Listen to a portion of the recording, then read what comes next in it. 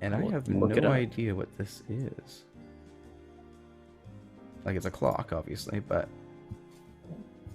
let's see if I can get a better sense of what's going on here. Maybe two projects mixed together? Because I don't recognize this location at all.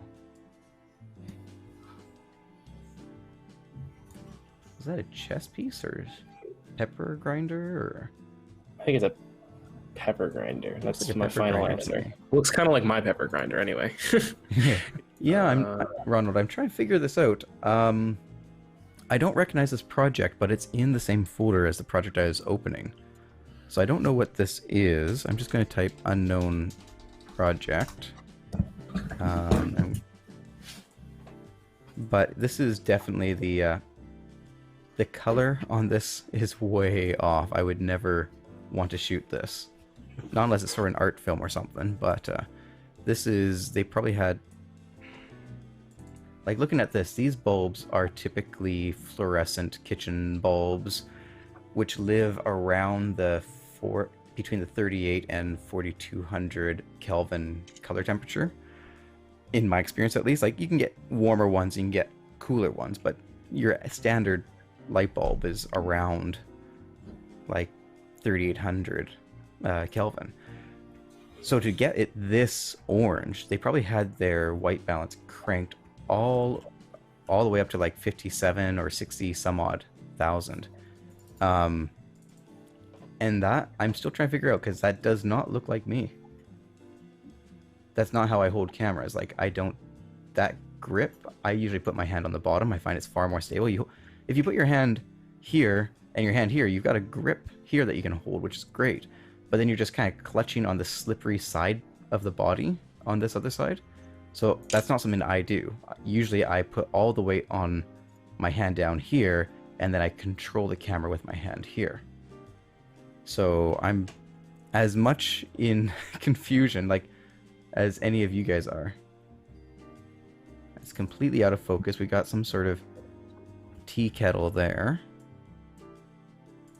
I think this might have been a case where, but I don't know how I'd get this content from someone. I don't have a knife like that. Huh. Yeah, what are we doing? Thor 1? Dutch tilt for Dutch tilt's sake, it's not worth it. Thor 1 touch angles? Yeah. That's very funny. Okay, now we're seeing I've only seen that movie like once. Yeah. Now we're seeing someone's like bedroom or something. Like I see Xbox controllers. Some board games. I have no idea what this is. We're just gonna put it over here. We're solving a mystery. Yeah, well that's sort of the fun as well, is I've picked up projects and there's just stuff mixed in there all over the place. But I don't know any. Oh, we got a foot. We've got a foot and a pajama.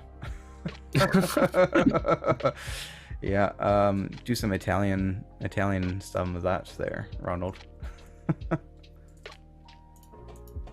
Okay, back to my footage, which is horribly overexposed. Like this is actually back to the conversation earlier. This is why I love 444 uncompressed, or 422 uncompressed, or 422 ProRes compressed, like lossless compression instead of lossy compression. Because if you look at this here, if this was lossless compression, this is lossy. It's H.264 super compressed 420 inside of a Canon Rebel DSLR.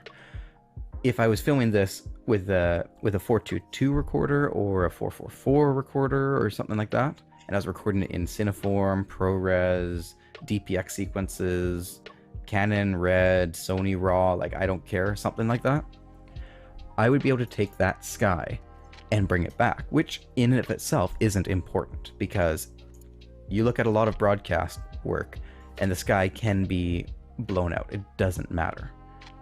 But the thing is look at those trees. If I, okay, fit, let's go to 150%.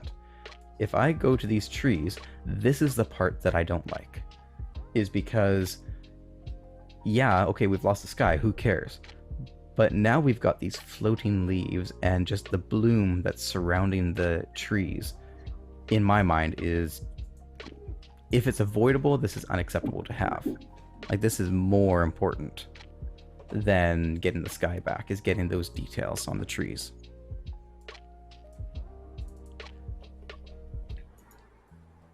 Okay, this is just a static shot. Okay.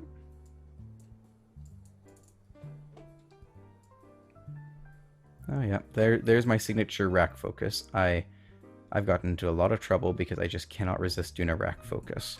I find them just a silky smooth, especially if you pull them off nicely.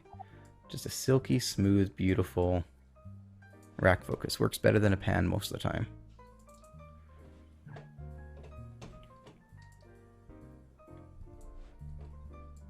I'd be curious to hear, actually, sorry, I'm just thinking about this now. I'd be curious to hear your opinion on, I was just watching the other day, did you see the Avatar M. Night Shyamalan movie? That's, okay, confession, that's the one I saw first. Really? Yeah. And then did you watch the show after?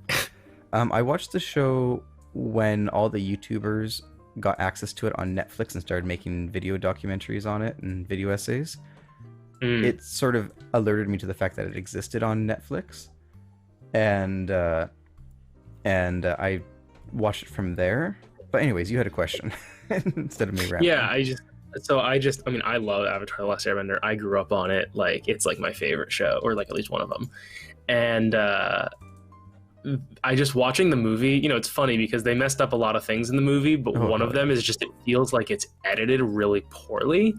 And personally, I mean, you as an editor, I feel like you have more insight on this, but like one thing that I personally observed that I felt really proud of myself for being intelligent enough to observe is that the movie does not have any like establishing shots. Like when a scene ends, they just cut to the middle of another scene. I'm gonna pull up footage to play around with from Avatar. So keep talking, and I'm gonna do this in the background. Oh yeah, it's just like I don't know. It was just a very funny movie to watch because it's like there's obviously all the things wrong with it, where it's like all the characters are weird, the bending looks terrible, the story is like torn apart, but then it's also just like shot and edited really weirdly. Also, Dev Patel's in it, and like I did not even realize that because I had just seen The Green Knight like a few days earlier, and The Green Knight is amazing. Yeah. But yeah, Dev Patel looks like a little baby.